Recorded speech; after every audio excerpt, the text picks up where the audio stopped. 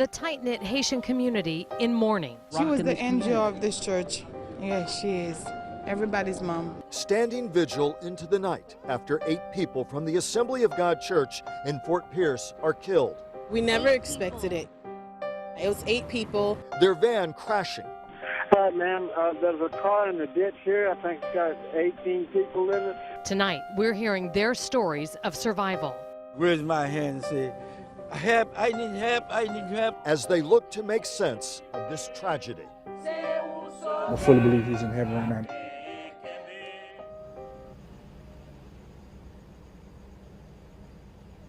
A community grieving tonight as investigators try to learn more about why a church van packed with people apparently careened across an intersection through a stop sign at US 27 on a rural highway headed from Fort Myers back to Fort Pierce overnight, going into a canal. 8 people dead, 10 injured. We have live team coverage. I'm Michael Williams reporting live from Fort Myers, where 4 people are still hospitalized. And I'm Kelly Dunn, live in Fort Pierce in front of the Haitian Assembly of God Church, where people have been gathering all day. This congregation of about 200 lost 8 people, as you said, Michael, early today in that crash. People have been coming throughout the day since early this morning to support each other in the grief that they all share as a church family. Earlier tonight, it was around 9 o'clock. There was a candlelight vigil that took place right outside the church. Let's listen in.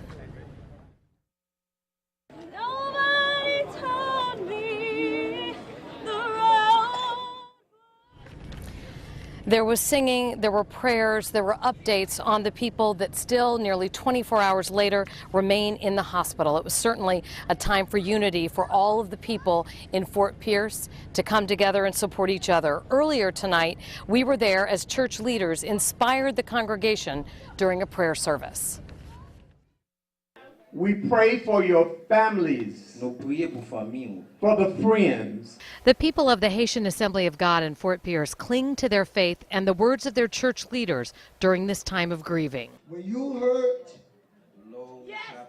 we hurt. We hurt with you.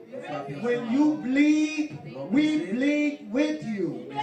When you die, we die with you. The congregation took time to honor the memory of the 8 who died and those who survived this horrific crash. They lifted their voices in song, but the pain of grieving family members was impossible to deny. To be absent from the body is to be present with the Lord.